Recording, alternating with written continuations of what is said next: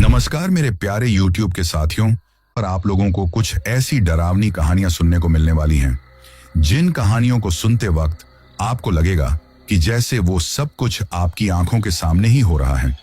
इस चैनल पर आपको तंत्र मंत्र और खौफनाक रहस्यों से जुड़ी हुई कहानियां सुनने को मिलने वाली हैं। आज की इस कहानी को सुनकर आप लोग जितना ज्यादा हो सके उतना ज्यादा इस चैनल को सब्सक्राइब करने की कोशिश करें, क्योंकि आपके प्यार और सपोर्ट से ही मैं इस चैनल को आगे बढ़ा पाऊंगा। अब मैं आप लोगों का ज्यादा समय खराब ना करते हुए आपको खौफनाक कहानियों में लेकर चलता हूं, जिनकी शुरुआत हर रोज दिन ढलने के साथ अंधेरा कायम होते ही हो जाती है। नमस्कार दोस्तों, मेरा नाम कात्यानी है और मैं पश्चिम बंगाल के एक छोटे से गांव की रहने वाली हूं। आज मेरी उम्र लगभग 50 साल के आसपास है। आज मैं अपनी जिंदगी से जुड़ी हुई एक ऐसी सच्ची और डरावनी घटना के बारे में आपको बताना चाहती हूं, जिसे सुनकर आपको महसूस होगा कि कभी कभी किसी इंसान की मजबूरी और लोगों के ताने उसे किस रास्ते पर ले जाते हैं। ऐसा ही कुछ हुआ था मेरे साथ। आज से लगभग 20 साल पहले की बात है। उस वक्त मेरी उम्र 30 साल के आसपास थी। वैसे जब मैं 18 साल की थी उसी वक्त मेरी शादी हो गई थी। मैं अपने पति शंकर, अपने सास ससुर और देवरानी जेठानी के साथ रहा करती थी। यानी कि उस वक्त हमारी जॉइंट फैमिली थी। शादी के बाद धीरे धीरे वक्त गुजरता गया, पर जैसे ही मेरी शादी को 1 साल हुआ तो मेरी सास ने मुझे कहना शुरू कर दिया कि अब बच्चा हो जाए तो ठीक है। मुझे भी शुरू से ही बच्चों से बहुत लगाव था और मैं भी चाहती थी कि जल्दी से मेरी जिंदगी में एक बच्चा आ जाए। सच बताऊं तो मुझे भी अपने बच्चे के आने का बेसब्री से इंतजार था, परंतु शायद मेरी किस्मत को कुछ और मंजूर था। धीरे धीरे वक्त गुजरता गया, लेकिन मैं प्रेग्नेंट नहीं हो पा रही थी। ये देखकर मेरी सासू माँ बार बार अब तो ताने देने लगी थी, परंतु मैं क्या करती। ऐसे में देवी देवताओं के यहाँ जाकर भी भगवान से बहुत विनती की, मेरी जिंदगी में भी खुशियां आ जाए, मैं माँ बन जाऊं। लेकिन जैसे भगवान भी मेरी सुन नहीं रहा था, मैं अपनी तरफ से हर कोशिश कर रही थी। कभी किसी ने मौलवी के यहाँ जाकर धागा बंधवाने के लिए बोला तो मैं वहां पर भी गई। मंदिर में जाकर भी बहुत विनती की, परंतु मैं मां नहीं बन पाई थी। इसी तरह मेरी शादी को 3 साल होने पर हर कोई बातें बनाने लगा था, क्योंकि वैसे भी उस जमाने में लोग शादी के 1 साल बाद जो औरत बच्चा पैदा कर दे उसी को मान सम्मान देते थे, वरना एक औरत की जिंदगी बिना बच्चों की किस तरह की होती है, मुझसे बेहतर कौन समझ सकता था। ऐसे में धीरे धीरे वक्त गुजरने के साथ अब तो मेरी हालत इस तरह की हो गई थी कि गांव में, पड़ोस में, रिश्तेदारी में सब लोग मुझे बात बात पर सुनाने लगे थे, जिसकी वजह से मुझे बहुत तकलीफ होती थी। ऐसे में जब भी मैं अपने पति से इस बारे में कुछ कहती तो वो गुस्से में चिल्ला उठता था। कहता था कि मैं क्या करूं, क्या मैं खुद नहीं चाहता कि हमारा कोई बच्चा हो। उस वक्त डॉक्टर के यहाँ जाकर इलाज करवाना, इन सब के बारे में तो लोगों को बहुत कम नॉलेज था। और वैसे भी बच्चा चाहे आदमी की कमी से हो, लेकिन लोग तो दोष औरत को ही देते थे। जैसा अब मेरे साथ हो रहा था, वही वक्त गुजरता गया और मैं मां नहीं बन सकी, जिसकी वजह से मेरी जेठानी देवरानी अपने बच्चों को मेरे करीब नहीं आने देती थी कि कहीं मेरी नजर उनके बच्चों को न लग जाए। इसके साथ ही पड़ोस में भी अगर किसी बच्चे से मैं कोई बात कर लेती या उसे कुछ खाने को दे देती तो लोगों की मुझे उल्टी सीधी बातें सुनने को मिलती। कोई कहता कि मैं टोना टोटका कर रही हूं, कोई कहता कि मैं उनके बच्चे को कोई तकलीफ ना पहुंचा दूं। उस वक्त लोगों की ऐसी बातें सुनकर मुझे इतनी तकलीफ पहुंचती कि मैं आपको बता नहीं सकती। अब तो मेरा ससुराल में जीना हराम हो गया, और सबसे बड़ी तकलीफ तब हुई जब मेरा पति भी अब मुझसे ठीक तरीके से बातें नहीं करता था। ऐसे में ससुराल में आए दिन मेरे पति की दूसरी शादी के लिए बोला जाता था। इस तरह हमारी शादी को लगभग 12 साल हो गए थे, और इन 12 सालों में मैंने क्या क्या बर्दाश्त नहीं किया, मैं आप लोगों को बता भी नहीं सकती। ऐसे में एक दिन मैंने एक फैसला किया, जिसके बारे में मुझे उस वक्त ठीक से ये भी नहीं पता था कि हैं ठीक हैं या नहीं, क्योंकि मेरा ससुराल जिस गांव में था उसकी पूर्वी दिशा में एक पहाड़ी थी और वहां उस तरफ लोग जाते नहीं थे, क्योंकि कहते थे कि वहां पर एक सुंदरी नाम की डायन रहती है, जो काली शक्तियों की पूजा करने के साथ लोगों को अपने काले जादू का निशाना भी बना सकती है। वो कुछ भी कर सकती हैं। अगर उसकी नजर किसी के ऊपर पड़ जाए तो वो इंसान अपनी जिंदगी में कभी सुखी नहीं रह सकता है। ऐसी बहुत सारी बातें जब से मैं शादी करके आई थी तब से मुझे सुनने को आई थी, परंतु मैंने कभी उस डायन को देखा नहीं था, क्योंकि वैसे तो वो डायन समय समय पर गांव में चक्कर लगाने आती ही थी, कभी भीख मांगने के लिए। लेकिन गांव के लोग उससे इतना ज्यादा डरते थे कि जैसे ही किसी को पता चला कि वो डायन गांव में आई है तो हर कोई अपनी अपने घरों में कैद हो जाता था।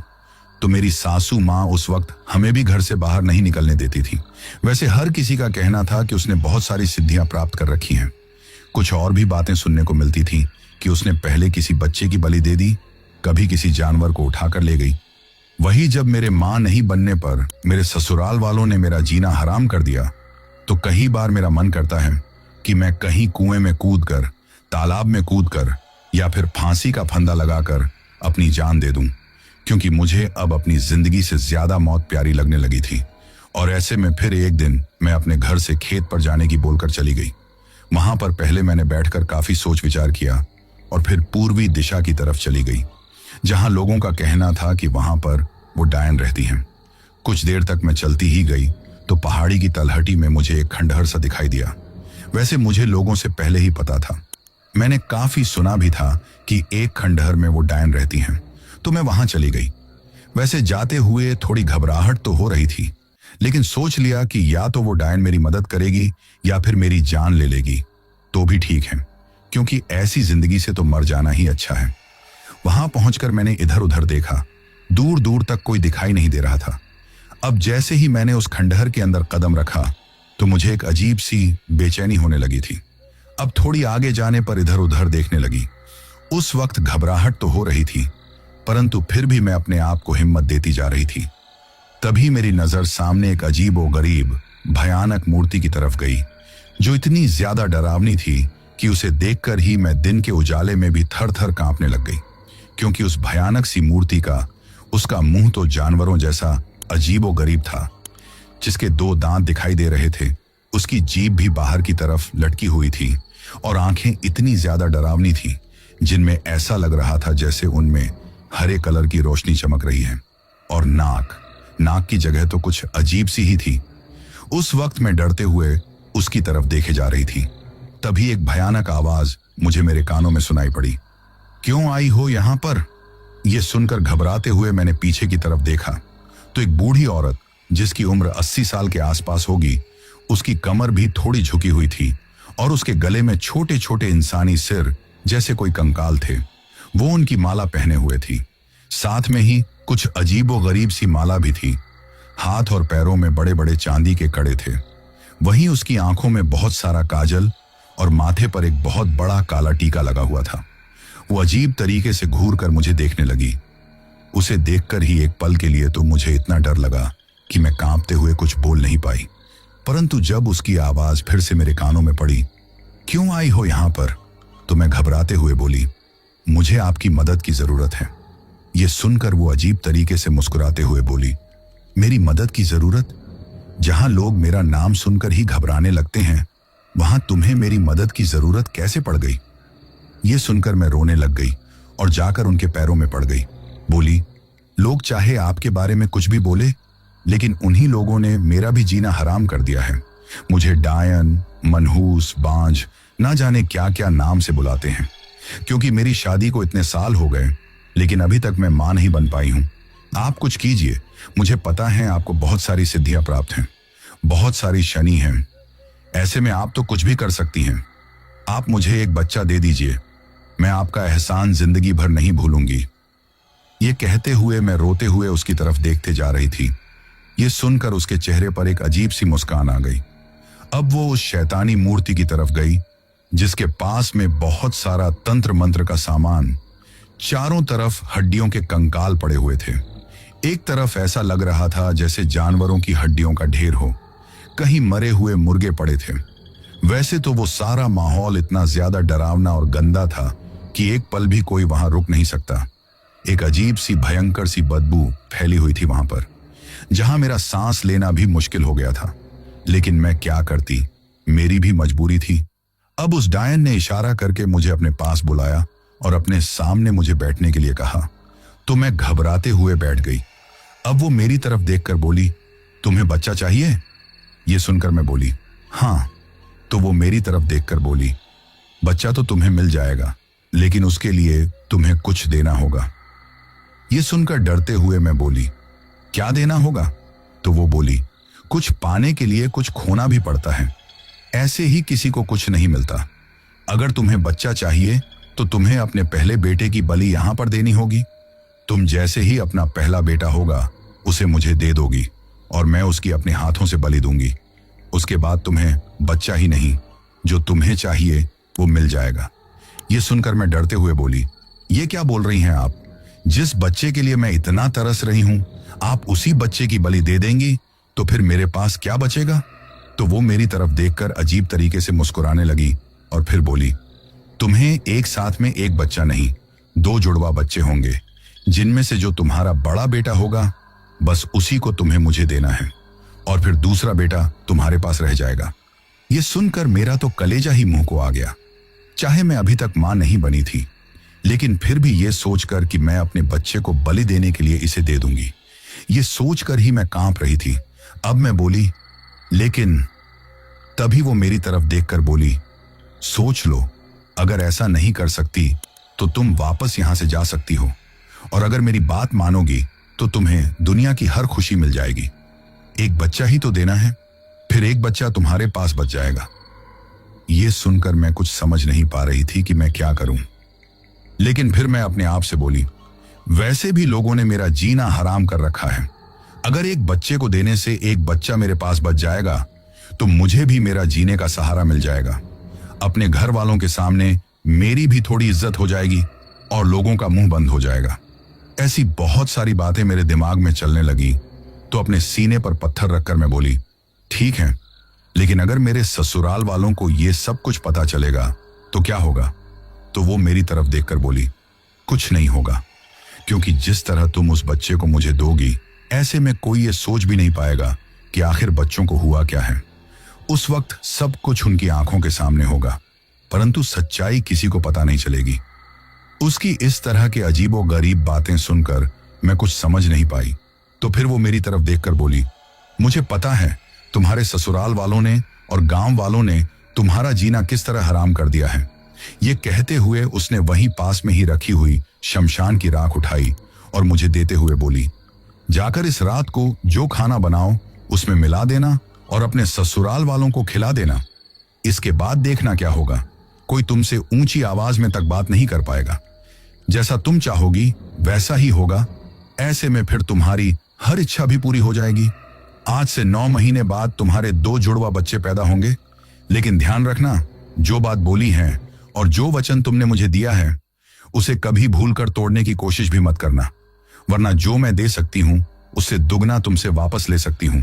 सुना तुमने? ये सुनकर मैं बोली, हाँ। इसके बाद उस राख को लेकर मैं वहां से आ गई और वो डायन मेरी तरफ देखती रही। अब कभी ये सोचकर कि अब सब कुछ ठीक हो जाएगा मुझे खुशी होने लगती, लेकिन उसके बाद मैं अपने एक बच्चे को उस डायन को दे दूंगी, ये सोचकर भी तकलीफ होने लगती थी। अब मैं अपने घर पर आ गई थी तो वहां पर मेरी सासू मां मुझे भला बुरा कहने लगी। मेरी जेठानी देवरानी मेरी हालत देखकर मेरा मजाक बनाने लगी थी, हंसने लगी थी। वहीं मेरे पति ने तो आते ही मुझ पर हाथ उठा दिया। तुम कहां गई थी? परंतु मैंने किसी को कुछ नहीं बताया। शाम को जब मैं खाना बना रही थी तो सोचने लगी कि सारे खाने में ये राख सबको मिलाकर दे दूं, लेकिन मेरी जेठानी और देवरानी ने मेरा जीना हराम कर दिया था और मैं उन्हें भी चैन से जीते हुए नहीं देखना चाहती थी। ऐसे में खाना बनाते हुए मैं यही सोच रही थी कि क्या करूं। तभी मेरी जेठानी और देवरानी, जैसे ही मैं खाना बनाती थी वैसे ही सबसे पहले खाना वे दोनों खाती थी, चाहे उनके बच्चे पीछे खाना खाया या फिर ससुराल वाले खाएं। वही मेरी हैसियत तो वैसे भी एक नौकरानी की तरह थी।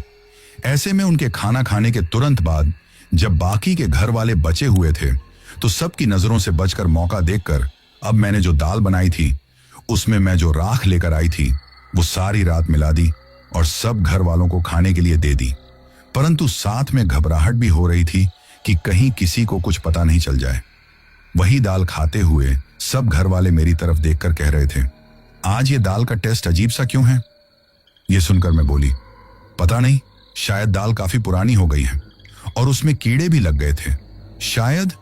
ये सुनकर मेरी सासू मां कुछ बोलते हुए चुप हो गई और फिर खाना खाकर हर कोई अपने अपने कमरे में चला गया। इसके बाद खाना खाकर मैं भी अपने कमरे में आ गई। अब मैं अपने कमरे में बैठकर भगवान को ही याद कर रही थी कि कहीं किसी को कुछ पता न चल जाए। तभी मेरा पति वहां पर आया, जिसने सालों से मुझसे ठीक तरीके से बातें नहीं की थी। वो अब मुझसे प्यार से बातें करने लगा और फिर हम दोनों एक दूसरे के साथ प्यार भरा वक्त बिताने लगे थे। लेकिन जब मेरा पति मेरे साथ था तो उसका व्यवहार कुछ अजीब सा था। साथ में कमरे में ही भयंकर बदबू सी फैली हुई थी और ऐसा लग रहा था जैसे मेरे पति की आंखें हरे कलर की चमक रही हैं। लेकिन इन सबको मैंने नजरअंदाज कर दिया और जब हम सो गए तो आधी रात के वक्त एक भयंकर सी किसी के हंसने की आवाज मेरे कानों में पड़ी, जैसे कोई आदमी भयंकर रूप से हंसते ही जा रहा है। यह महसूस होते ही मैंने आंखें खोलकर देखा तो मेरे कमरे में चारों तरफ काला धुआं फैला हुआ था, साथ में भयंकर बदबू आ रही थी। ऐसे में मैं कुछ समझ पाती तो फिर मेरे कमरे का दरवाजा तेज आवाज करते हुए खुल गया और वो काला धुआं तेज आवाज करते हुए जैसे कोई हंस रहा है मेरे कमरे से बाहर निकल गया। फिर सब कुछ ऐसे शांत हो गया जैसे कुछ है ही नहीं। ये देखकर एक पल के लिए तो मुझे डर लगा, परंतु फिर सोचने लगी ऐसा कुछ नहीं है। ऐसे में फिर मैं सोने के लिए लेट गई और कुछ ही देर में मुझे नींद आ गई। अब धीरे धीरे वो रात गुजर गई। अब जैसे ही सुबह हुई तो मेरी तो जैसे जिंदगी ही बदल गई थी, क्योंकि जब मैं घर के बाहर कदम रखते ही जैसे ही घर का काम करने लगी तो मेरी सासू माँ बोली, बेटा तू इस घर की नौकरानी है क्या, जो सारा दिन काम में लगी रहती है? चल मेरे पास बैठ। ये कहकर मेरी जेठानी और देवरानी को आवाज देकर बुलाया और उन्हें काम करने के लिए कहा तो उनके होश उड़ गए कि ऐसे कैसे हो सकता है जो मेरी सासू माँ मुझसे इस तरीके से बातें करें। वे दोनों मुझे कुछ कहती उससे पहले ही मेरी सासू माँ ने उन्हें डांट कर चुप करवा दिया। अब तो सब लोग मुझसे बहुत ज्यादा लगाव रखते थे, यहां तक कि पूरे घर वाले मेरी जेठानी और देवरानी के खिलाफ हो गए थे। उनके बच्चों का भी सिर्फ मुझसे ही लगाव था, जिसकी वजह से मेरी देवरानी और जेठानी उन्हें यह एहसास होने लगा कि जरूर मैंने इनके ऊपर कोई काला जादू करवाया है या वशीकरण किया है, जिसकी वजह से ये सब कुछ हो रहा है। परंतु घर में अब हर कोई मुझे पलकों पर बिठाए रखता था। ऐसे में गांव के लोग भी ये देखकर हैरान थे। वही जैसे ही एक महीना गुजरा तो मुझे उल्टियां होने लगी, तो मेरी सासू माँ ने दाई को बुलाकर इस बारे में पूछा तो पता चला कि मैं मां बनने वाली हूं। यह सुनकर तो मेरी इज्जत बढ़ गई थी, लेकिन लोग भी तरह तरह की बातें करने लगे थे। कोई कुछ कहता था तो कोई कुछ कहता था, लेकिन अब मुझे लोगों की बातों की चिंता नहीं थी। घर परिवार में तो मेरे कहने से पहले ही मेरी हर इच्छा पूरी कर दी जाती थी। मेरा पति तो जैसे मेरे इशारों पर ही चलने लगा था। वही मेरी जेठानी और देवरानी, जिन्होंने मेरा जीना हराम कर दिया था, अब उनकी हालत नौकरों के जैसी हो गई थी। वहीं धीरे धीरे वक्त गुजरने लगा। जब मैं 3 महीने की प्रेग्नेंट थी तो एक रात में सो रही थी कि मुझे ऐसा लगा जैसे कमरे में तेज आंधी तूफान आ गया हो। यह सुनकर मैं चारों तरफ देखने लगी। तभी मुझे एक तरफ वही डायन खड़ी हुई दिखाई दी। यह देखकर मैं कांपते हुए कुछ बोल नहीं पाई और साथ में समझ नहीं पा रही थी कि घर का दरवाजा तो अंदर से लॉक है, तो फिर ये आई कैसे? मेरा पति मेरे बगल में ही सोया हुआ था।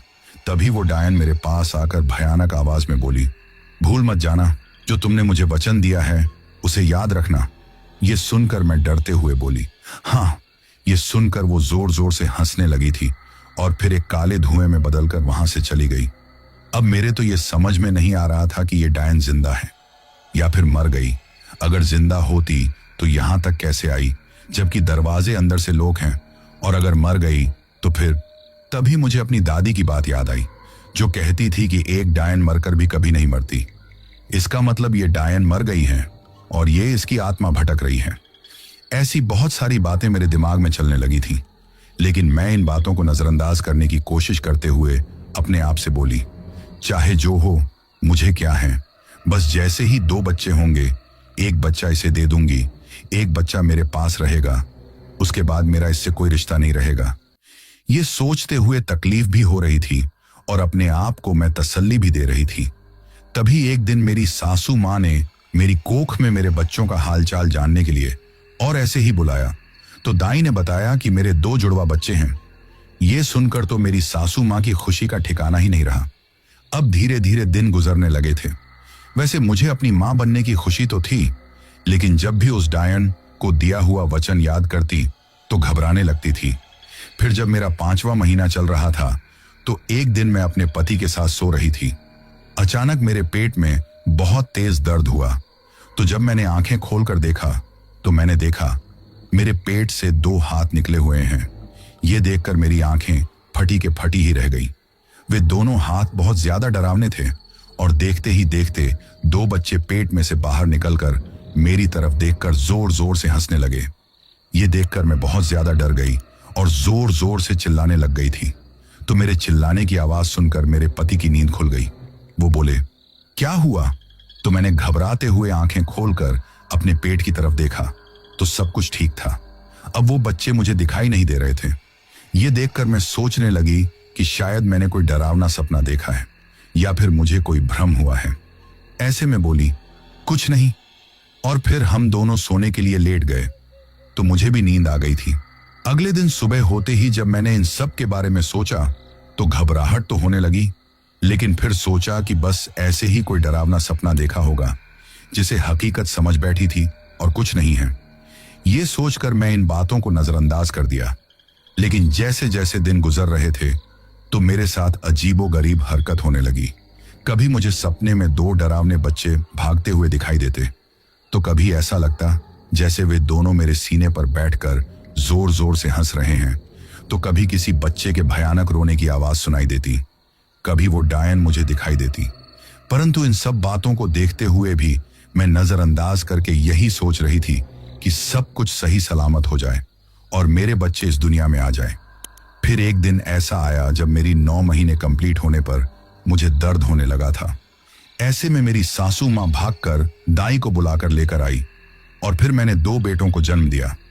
उस वक्त जैसे ही उन बच्चों ने तुरंत आंखें खोलकर दाई की तरफ देखा तो वो घबरा गई, परंतु फिर कुछ नहीं बोली। ये देखकर तो मेरे ससुराल वाले बहुत ज्यादा खुश हो गए। उस वक्त मेरी देवरानी और जेठानी दोनों का चेहरा देखने लायक था। उन दोनों को तो इतना गुस्सा आ रहा था जैसे मुझे और मेरे बच्चों को धक्का देकर या तो घर से बाहर निकाल दिया, फिर हमारी जान ले ले, और उन्हें इस तरह हर वक्त तकलीफ में ही तो मैं देखना चाहती थी।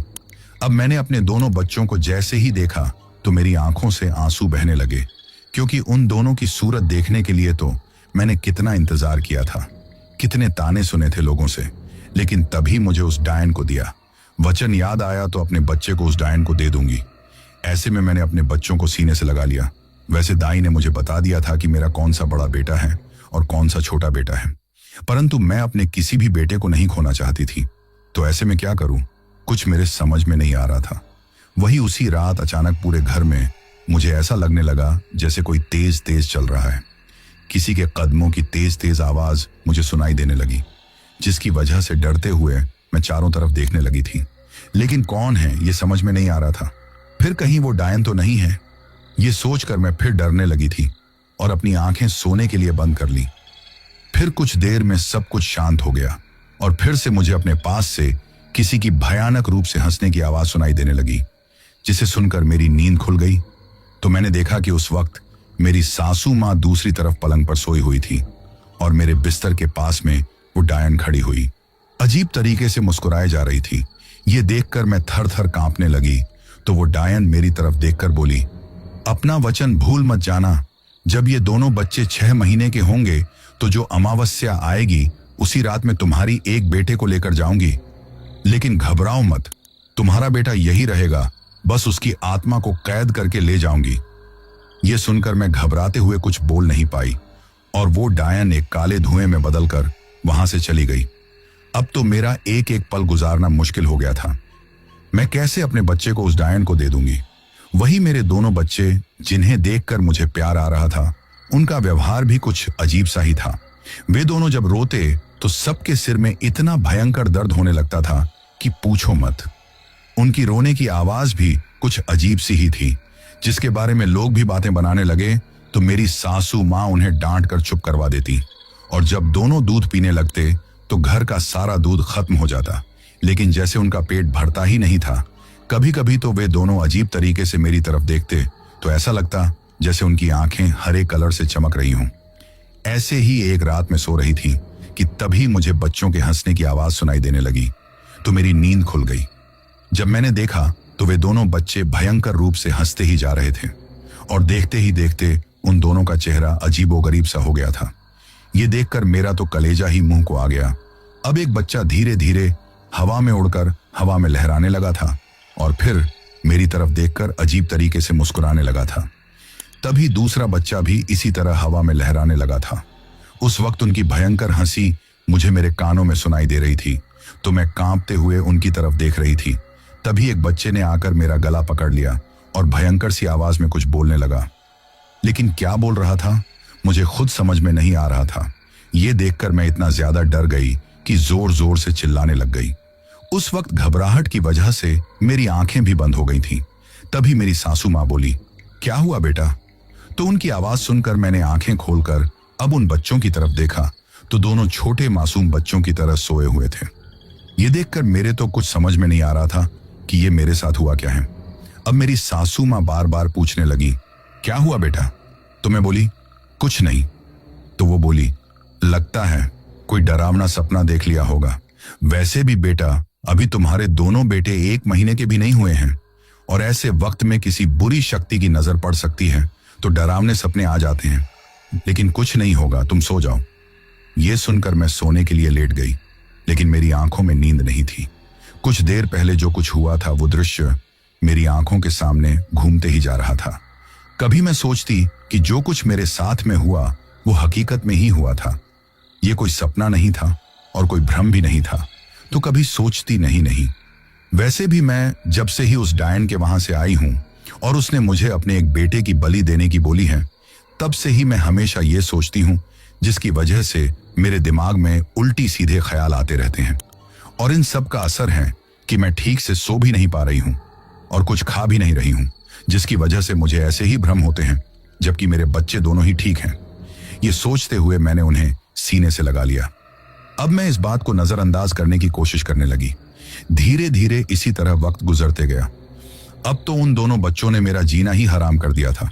वे दोनों घर वालों के सामने तो ठीक तरह से रहने लगे, लेकिन मुझे रात में कभी उनके भयानक रूप से रोने की तो कभी हंसने की आवाज अचानक से सुनाई देती। कभी वे दोनों मेरी तरफ देखकर जैसे अजीब सी भाषा में कुछ कहने लगे थे और रात को अचानक उनकी सूरत अजीबोगरीब सी डरावनी सी हो जाती, बिल्कुल उसी तरह जिस तरह उस डायन के खंडहर में मैंने उस भयानक सी मूर्ति की सूरत देखी थी। ऐसी ही उनकी आंखें हरे रंग की चमकने लगती थीं, जिसकी वजह से मुझे बहुत ज्यादा डर लगने लगा था और यह भी महसूस हो रहा था कि ये दोनों कोई साधारण बच्चे नहीं हैं। उनके साथ एक एक पल गुजारना मेरे लिए बहुत मुश्किल हो गया था। ऐसे में अब मुझे महसूस होने लगा कि मैं उस डायन के पास जाकर अपनी जिंदगी की कितनी बड़ी भूल की है। अगर ये बच्चे अभी से ऐसी हैं तो आगे जाकर क्या करेंगे? तो कभी सोचती, नहीं, मेरे बेटे बिल्कुल ठीक हैं। उस वक्त क्या करूं मेरे कुछ समझ में नहीं आ रहा था, क्योंकि अब मैं अपनी प्रॉब्लम किसी को बता भी नहीं सकती थी। अब तो दिन रात में इसी सोच में डूबी रहती थी कि क्या करूं। मुझे बहुत ज्यादा डर लगता था। ऐसे में एक दिन मेरे ससुराल की एक लड़की, जिसका ससुराल मेरे मायके में था, वो अपनी मायके आई हुई थी तो मुझसे मिलने आई। अब वो बात ही बातों में मेरे घर वालों के हालचाल कहने के साथ ही उन्होंने बताया कि जो देवी माँ का मंदिर है वहां पर एक बड़े ही सिद्ध सन्यासी आई हैं, जो किसी भी प्रॉब्लम, किसी भी परेशानी को दूर कर सकते हैं। ये सुनकर पता नहीं क्यों, लेकिन मुझे थोड़ा ठीक लगा। ऐसे में मुझे लगने लगा कि अगर मैं वहां चली जाऊं तो शायद सब कुछ ठीक हो जाएगा। तो जब दोनों बच्चे सो रहे थे तो मैं घर से बाहर जाकर अपनी सासू माँ से बोली कि मुझे अपने मायके के जाना है। ये सुनकर मेरी सासू माँ बोली, नहीं बेटा, अब इतने दिनों बाद तो भगवान ने हमारी सुनी है। तुम्हारे बेटे अभी बहुत छोटे हैं, इन्हें ले जाना भी ठीक नहीं है। ऐसे में मैं तुझे ऐसे ही कैसे मायके जाने दूं? तो मैं बोली कि हमारे वहां पर एक कुलदेवी माँ का मंदिर है और मैं शुरू से उन्हें बहुत मानती हूँ, बस वहीं पर आशीर्वाद लेने का मन है। और वैसे भी मेरे घर वालों से मिले हुए भी काफी वक्त हो गया है। मुझे मेरी माँ की बहुत याद आती है। दोनों बच्चों को नाना नानी का और देवी माँ का आशीर्वाद भी मिल जाएगा। बस कुछ वक्त के लिए मुझे जाने दीजिए। मैं कल सुबह चली जाऊंगी तो शाम तक आ जाऊंगी या फिर परसों आ जाऊंगी। ये सुनकर मेरी सासू माँ पहले तो तैयार नहीं थी, लेकिन फिर मेरी बात सुनकर वो तैयार हो गई। ऐसे में फिर मेरे पति मुझे अपने मायके लेकर गए और वहां पर छोड़कर किसी काम से दूसरे गांव चले गए थे। परंतु उस वक्त भी दिलो दिमाग में हजारों बातें चल रही थीं कि पता नहीं क्या होगा। हर वक्त एक अनहोनी का डर मुझे सताने लगा था। अब मेरे 4 महीने के बच्चों को मेरे मायके में देखकर हर कोई हैरान था। वो लोग कह रहे थे कि इन्हें देखकर लगता ही नहीं कि ये दोनों 4 महीने के हैं, ऐसा लगता है जैसे 1 साल के हो गए हैं।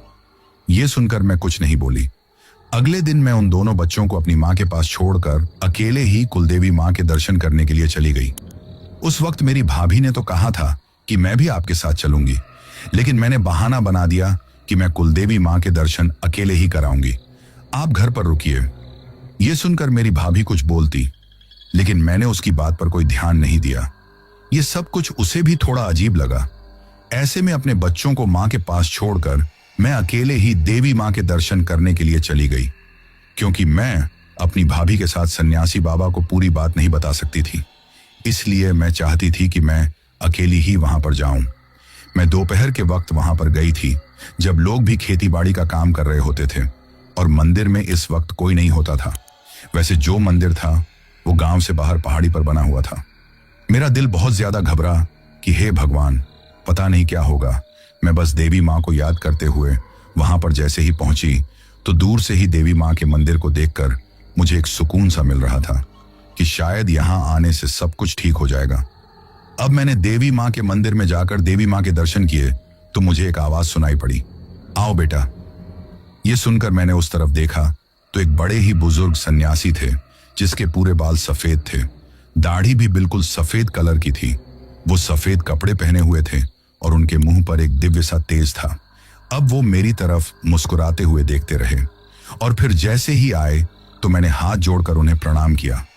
उस वक्त मेरी आंखों में आंसू आ गए और मैं बोली, बाबा, मुझे आपकी मदद की जरूरत है, मैं बहुत बड़ी परेशानी में हूं।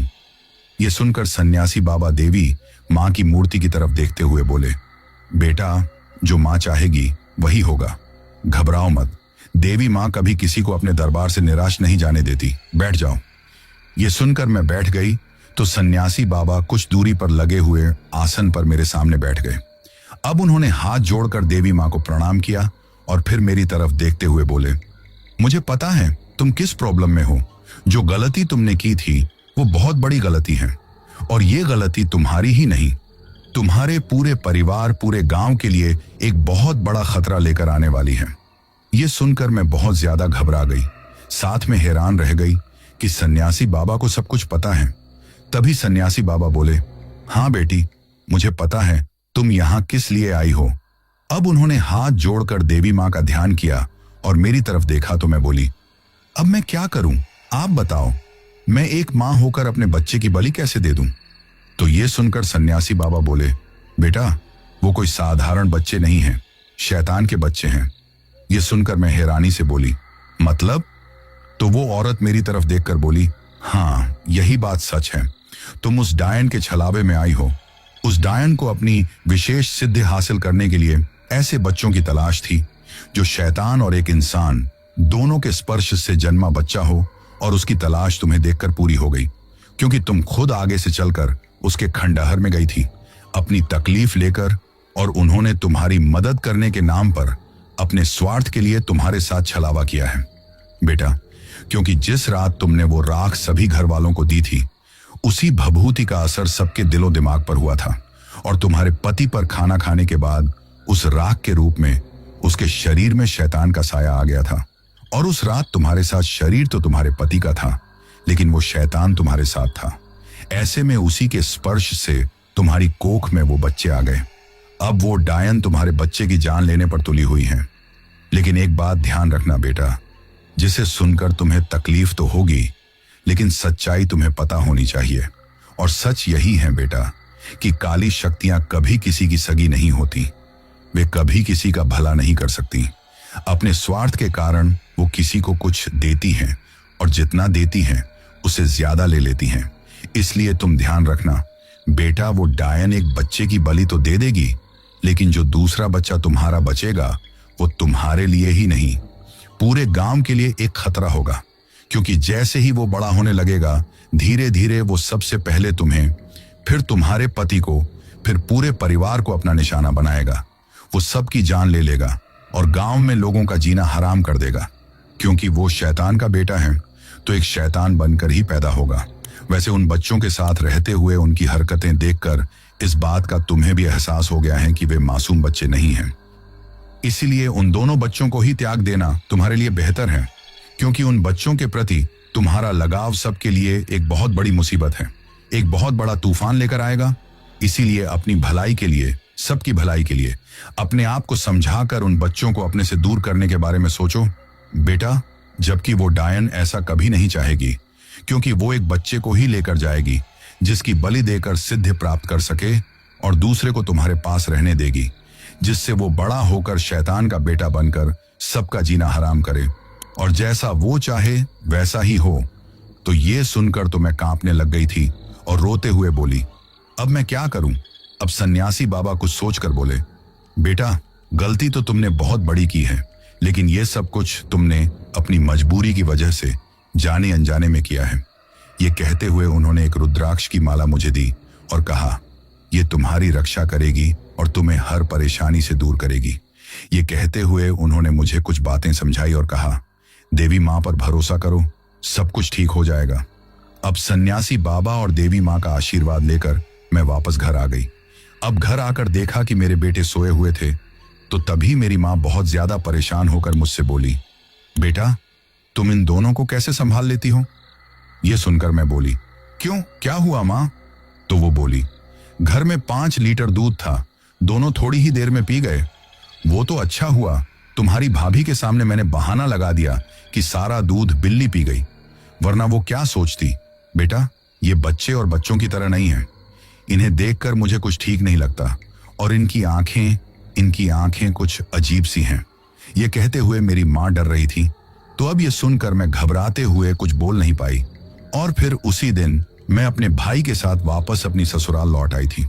मेरा भाई मुझे अपनी ससुराल छोड़कर वापस चला गया था। अब तो जैसे मेरा जीना ही हराम हो गया था। एक एक दिन बड़ा मुश्किल मेरा गुजर रहा था और मेरे दोनों बेटों की हरकतें देखकर मेरी जेठानी और देवरानी बातें बनाती थी।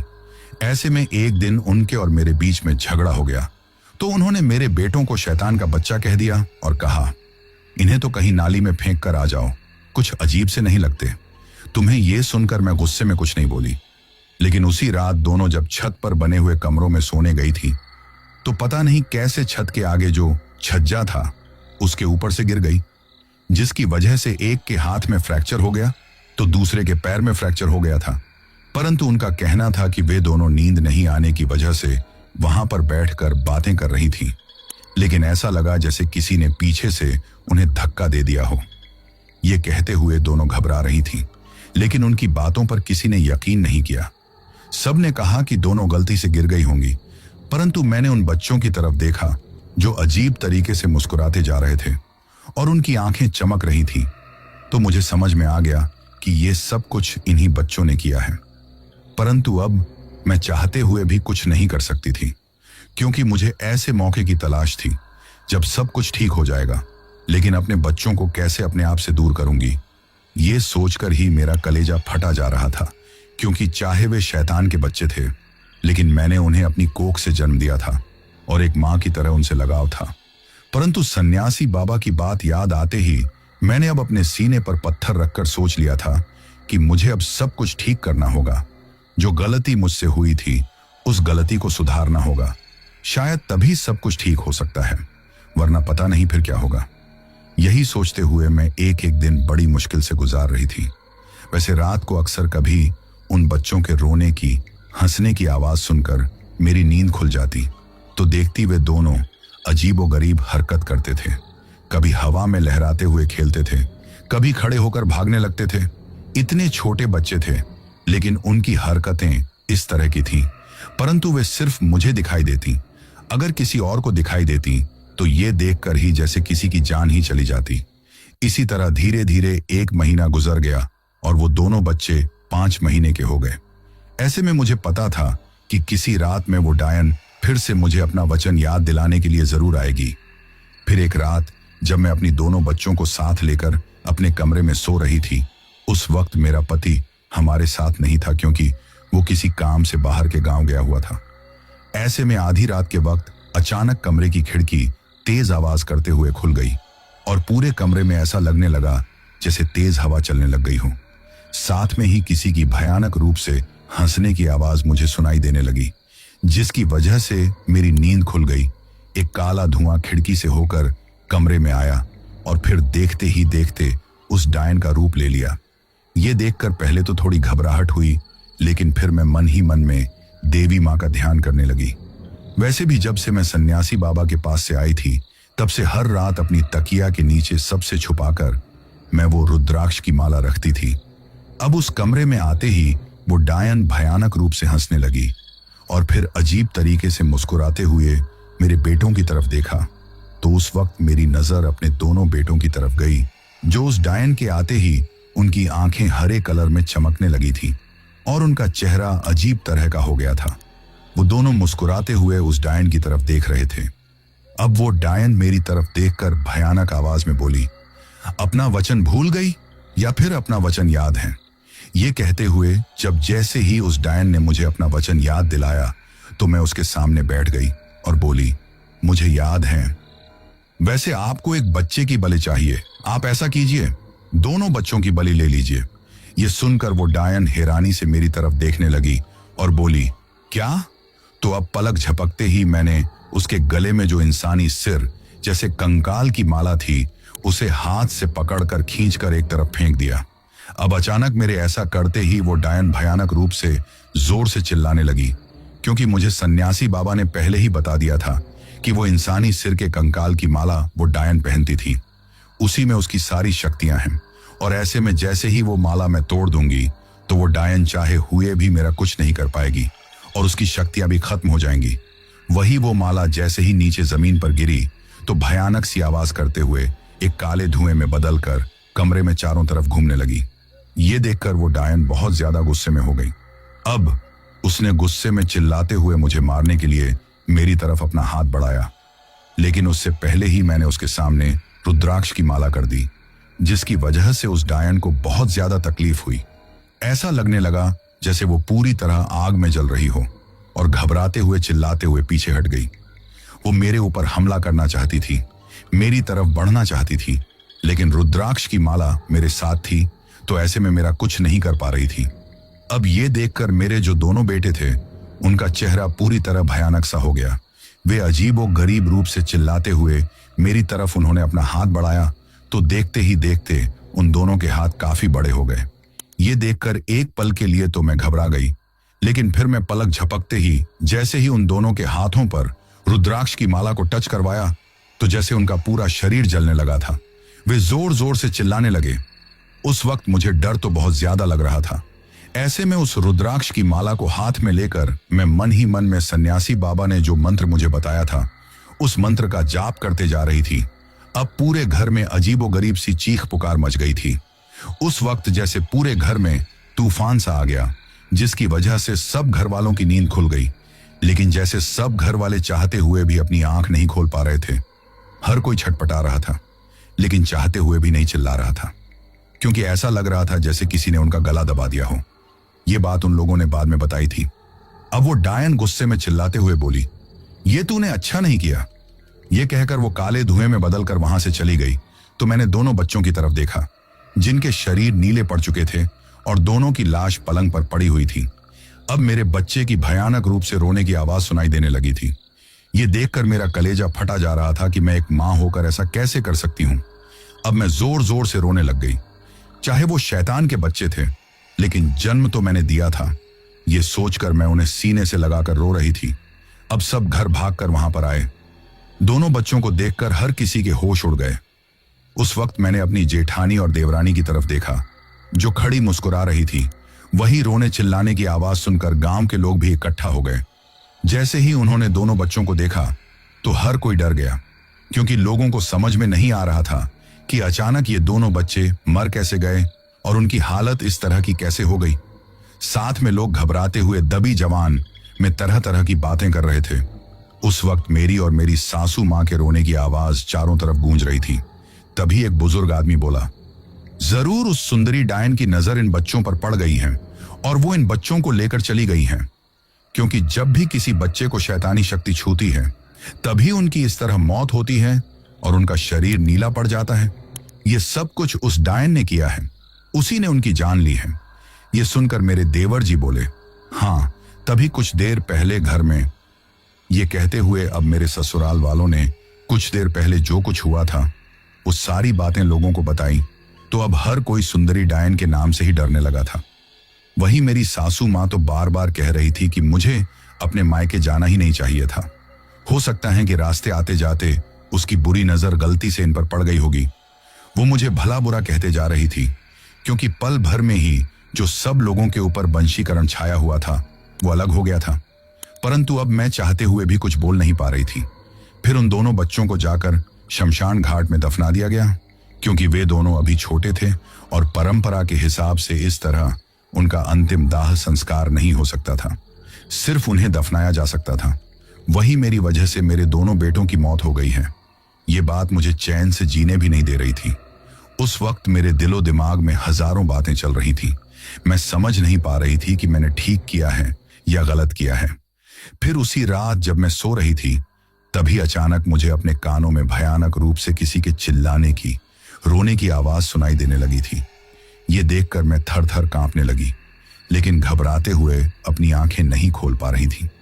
कुछ देर बाद जब सब कुछ शांत हो गया तो मैंने आंखें खोल कर देखा। तभी मुझे मेरे कमरे के एक कोने में वो डायन और वे दोनों बच्चे ही खड़े हुए दिखाई दिए। उस वक्त वो तीनों इतने ज्यादा डरावने लग रहे थे कि मैं बता भी नहीं सकती। तीनों का चेहरा पूरी तरह सफेद था। आंखों के नीचे बड़े बड़े से काले गड्ढे थे और आंखें बिल्कुल हरे कलर की थीं। वो अजीबोगरीब तरीके से मेरी तरफ देखकर घूरते जा रहे थे। ये देखकर मैं घबराते हुए चिल्लाना चाहती थी, लेकिन डर की वजह से आवाज भी गले में से नहीं निकल रही थी। तभी वो डायन गुस्से में चिल्लाते हुए बोली, तुझे तो मैं छोड़ूंगी नहीं, देखती हूं कब तक अपने आप को बचा पाएगी तू। तूने मेरा वचन तोड़ा है। ये कहकर भयानक रूप से रोने लगी, तो ये देखकर मैं बहुत ज्यादा डर गई और कांपने लग गई।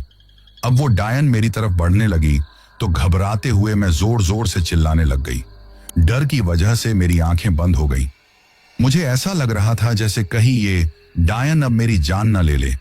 तभी मेरी सासू माँ की नींद खुल गई, तो मुझे इस तरह घबराते देखकर, मेरी हालत देखकर वो बोली, क्या हुआ? ये सुनकर मैं डरते हुए अपनी आंखें खोलकर कमरे में चारों तरफ देखा, लेकिन अब वो डायन और वो दोनों बच्चे मुझे दिखाई नहीं दे रहे थे, लेकिन बहुत ज्यादा घबराहट हो रही थी। वहीं मेरी सासू माँ ने फिर मुझसे पूछा कि क्या हुआ, परंतु मैं कुछ नहीं बोली। तो मेरी सासू माँ बोली, हमारा जीना हराम मत कर, चल सो जाओ। ये सुनकर मैं सोने के लिए लेट गई थी, परंतु वही सपना बार बार मुझे याद आ रहा था। ऐसे में देवी माँ का नाम लेते हुए मैं फिर से सोने की कोशिश करने लगी और देर रात मुझे नींद आ गई। उसके बाद मुझे कोई भी डरावना सपना नहीं आया। धीरे धीरे रात गुजर गई और सुबह हो गई। तभी सुबह होते ही परंपरा के हिसाब से अगर छोटे बच्चों की मौत होती है तो जहां पर उसे दफनाया जाता है वहां पर 3 दिन तक दूध रखना पड़ता है। ऐसे में एक छोटी सी कटोरी में दूध लेकर मेरे जेठ जी गए और गांव के कुछ लोगों को अपने साथ वहां पर लेकर चले गए जहां मेरे बेटों को दफनाया गया था। कुछ देर बाद तभी गांव के एक बुजुर्ग ने आकर बताया कि वे दोनों बच्चे जिन्हें जहां पर दफनाया गया था वहां पर वो दोनों बच्चे नहीं थे। शायद रात को वो सुंदरी डायन उन्हें लेकर चली गई है। गांव में अब तरह तरह की बातें हो रही थीं। कोई मुझ पर रहम दिखा रहा था तो कोई मेरा मजाक बना रहा था। अब तो मुझे ऐसा लगने लगा था जैसे मैं अपना दिमागी ही संतुलन खो बैठूंगी।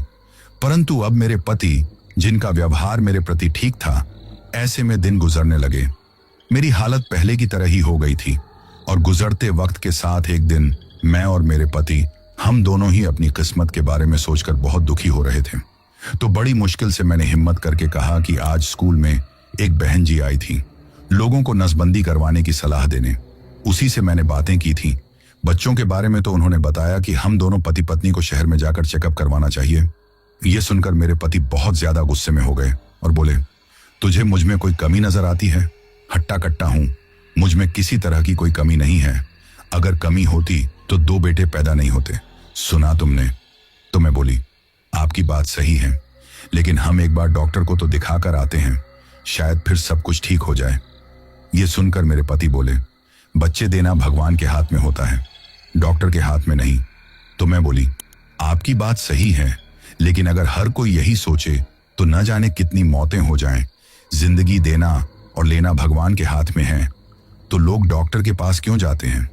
कोई ना कोई कारण तो होगा, और वैसे भी एक बार दिखाने में क्या जाता है। ये सुनकर मेरे पति और ज्यादा भड़क गए। हम दोनों में बहस होने लगी थी, लेकिन इस वक्त मैंने शांति से काम लिया। उसे काफी समझाया और उसके सामने हाथ जोड़कर कहा, एक बार मेरी सुन लीजिए। ऐसे में जबरदस्ती ही सही मैंने उसे शहर जाने के लिए राजी कर लिया। वैसे उस वक्त तक गांव में बच्चे नहीं होने पर दोषी औरत को ही ठहराया जाता था। लोग बच्चे देना भगवान के हाथ में कहकर डॉक्टर के पास भूलकर भी नहीं जाते थे। अगले दिन ही हम लोग शहर डॉक्टर को दिखाने के लिए चले गए। हमने वहां पर जाकर डॉक्टर से बातें की तो पहले तो मेरे पति डॉक्टर की कोई बात सुनने के लिए तैयार नहीं थे, परंतु वो डॉक्टर सच में ही बहुत अच्छी थी। उन्होंने मेरी तकलीफ को समझा। ऐसे में मेरे पति को जब डॉक्टर ने सारी बातें समझाई तो उन्हें भी बात समझ में आ गई। ऐसे में हम दोनों का चेकअप किया गया और मेरे पति के अंदर ही उस वक्त शुक्राणुओं की कमी बताई गई।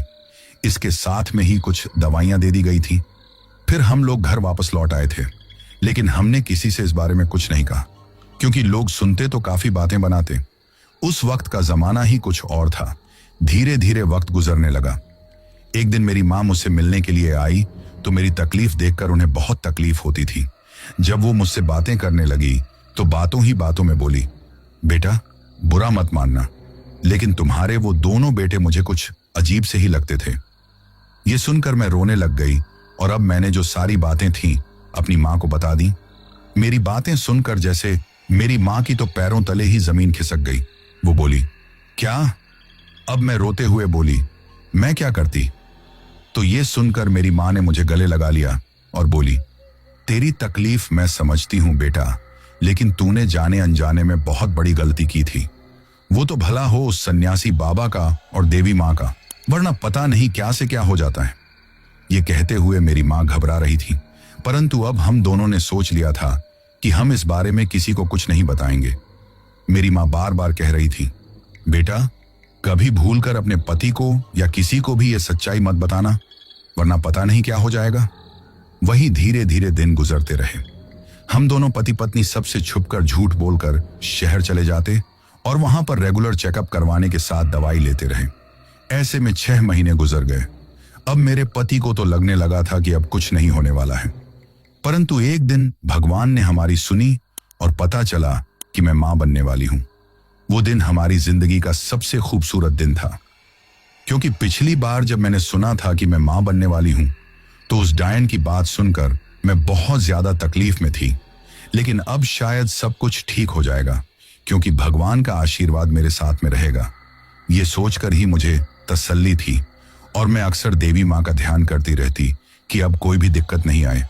परंतु बार बार जो वो डायन मुझे उन दोनों बच्चों के साथ सपने में दिखाई देती थी, उसकी वजह से बहुत ज्यादा डर सताने लगा था। वही मेरी माँ ने मेरे मायके में देवी माँ के मंदिर में मेरी जिंदगी की सलामती के लिए पंडितों से कहकर एक हवन करवाया। वही फिर से जब वो सन्यासी बाबा देवी माँ के दर्शन करने आए तो मेरी माँ ने उनसे बातें की तो उन्होंने मेरी माँ से कहा कि वो डायन अभी भी उसे डराने की कोशिश करती हैं, लेकिन अभी उसकी शक्ति खत्म हो गई है। ये कहते हुए उन्होंने फिर वहीं पर कोई पूजा की, जिसके असर से उन्होंने उस डायन को मेरी तरफ आने से पूरी तरह बांध दिया, ताकि वो डायन कभी भी आकर मुझे कोई तकलीफ नहीं पहुंचा सके। और ऐसे में इतना बुरा वक्त इस तरह गुजर गया। फिर समय गुजरने के साथ मैंने पहले एक बेटी को जन्म दिया तो लोगों के मुझे सुनने को मिले कि क्या पता 2 बच्चों की तरह ये भी जीवित रह पाएगी या नहीं। ये सुनकर मुझे बहुत तकलीफ हुई, लेकिन मेरे पति ने अब मेरा साथ दिया। उन्होंने कहा, हम इतने समय से संतान के लिए तरस रहे हैं। पहले 2 बेटी हुई, वो भी हमें छोड़कर चले गए। अब चाहे बेटी हैं, लेकिन हमारे पास अपनी खुद की बच्ची तो है। ये कहकर उन्होंने उस वक्त मुझे बहुत समझाया, तसल्ली दी। फिर जब मेरी बेटी 2 साल की थी तो मैंने फिर एक बेटे को जन्म दिया और देवी माँ के आशीर्वाद से मेरे बच्चे बिल्कुल सही सलामत रहे। उन्हें किसी तरह की कोई तकलीफ नहीं आई। धीरे धीरे वक्त गुजरता गया और गुजरते वक्त के साथ ही मेरे ससुराल वालों का व्यवहार भी मेरे प्रति ठीक होता गया और लोगों के ताने भी अपने आप ही कम हो गए। वे फिर अपने आप ही चुप हो गए थे। अब अपने दोनों बच्चों को देखकर आज भी मैं अपने आंसू नहीं रोक पाती हूँ और वक्त मिलने पर देवी माँ का आशीर्वाद लेने जरूर जाती हूँ। परंतु मुझे समझ में आ गया है कि काली शक्तियां कभी किसी की सगी नहीं होती।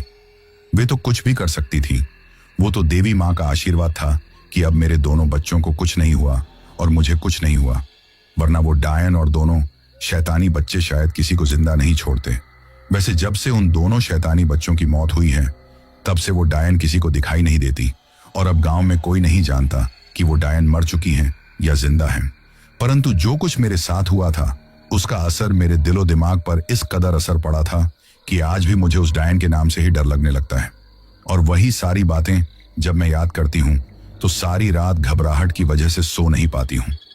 आज भी मुझे महसूस होता है कि कैसे जाने अनजाने में लोगों के ताने सुनकर मजबूरी में मैं किस तरह गलत रास्ते की तरफ चली गई थी, जो मेरे लिए ही नहीं, मेरे पूरे परिवार के लिए, पूरे गांव के लिए खतरा हो सकता था। वैसे मेरे पति को अभी तक ये सारी बातें पता नहीं है। मैं काफी बार सोचती हूँ उन्हें बताने के लिए, लेकिन फिर ये सोचकर कि सच्चाई जानकर पता नहीं वो क्या सोचेंगे, मेरे साथ किस तरह का व्यवहार करेंगे। मैं आज तक उन्हें कोई सच्चाई नहीं बता पाई, लेकिन मुझे समझ में नहीं आता कि मैं उन्हें कुछ बताऊं या नहीं बताऊं। वैसे मैंने आप सब लोगों को अपने साथ हुई ये सच्ची घटना इसलिए बताई है कि हम में से बहुत सी ऐसी औरतें हैं जिन्हें मां बनने का सुख नहीं मिल पाता, जिसकी वजह से घर, परिवार, समाज के लोग ताने दे देकर उसका जीना हराम कर देते हैं, जिसकी वजह से लोगों के बहकावे में आकर और कभी इन सब से परेशान होकर काफी औरतें टोने टोट के काला जादू इन पर यकीन करने लग जाती हैं और मेरी तरह भूल जाती हैं कि इन सब का खामियाजा किस तरह भुगतना पड़ेगा। ऐसे में मैं बस यही कहना चाहती हूं कि एक मां नहीं बनने की तकलीफ क्या होती है, मुझसे बेहतर कौन समझ सकता है। लेकिन अपनी तरफ से हर कोशिश करो, डॉक्टर के यहाँ चेकअप करवाओ, भगवान से प्रार्थना करो, लेकिन कभी गलत रास्ते पर मत जाओ, क्योंकि ऐसे रास्तों पर जाने का अंजाम जब पता चलता है तब तक बहुत देर हो जाती है। और काफी बार एक औरत की मजबूरी का फायदा तांत्रिक, डायन और कुछ ऐसी घटिया लोग भी उठाते हैं जो हमेशा ऐसे ही मौके की तलाश में रहते हैं। इसीलिए थोड़ी समझदारी से काम लेकर ऐसे लोगों की बातों में ना आकर उन्हें कोई मौका नहीं दो। तो दोस्तों, ये थी हमारी आज की कहानी आपको कैसी लगी ये आप मुझे कमेंट बॉक्स में कमेंट करके जरूर बताना। और दोस्तों,